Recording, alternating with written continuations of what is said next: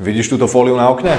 Táto má už dávno za sebou, dnes to ideme vyriešiť. V prvom kroku si odmeriame okno, to aby sme vedeli presný rozmer, aby sme si mohli pripraviť novú fóliu. Hotovo. Teraz prichádza tá najhoršia časť, odstrániť starú fóliu a lepidlo. Tento proces vie byť zdĺhavý, ale ničo by sme v priebehu pár minút nevyriešili. Teraz prišiel čas si podľa nameraných rozmerov pripraviť novú fóliu. To bolo rýchle. Fóliu teraz balíme a zrolujeme malé okno aj väčšie okno. Samozrejme nesmieme zabudnúť na kufrík s náradím a ideme na to. Predtým ako dáme fóliu na okno, je veľmi podstatný krok ho poriadne umyť a odmazať. Pozerať sa na tento proces je upokojujúce, niečo ako meditácia. No a teraz okno navlhčíme, pretože fólia sa dáva vždy zamokrá. Teraz môžeš vidieť Davida, ako dáva fóliu už na okno a prišiel čas to namočiť a poriadne vystierkovať.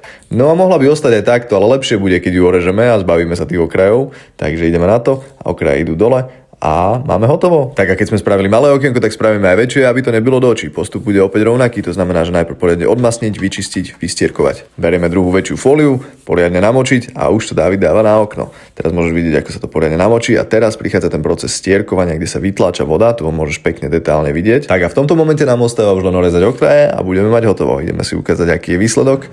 Tak, to je absolútne neporovnateľné samozrejme s tým, aké to bolo predtým a máme vyriešený problém. A ak aj ty potrebuješ fóliu v interiéri, v exteriéri, na okno alebo na čokoľvek iné, neváhaj sa ozvať, prídeme a vyriešime.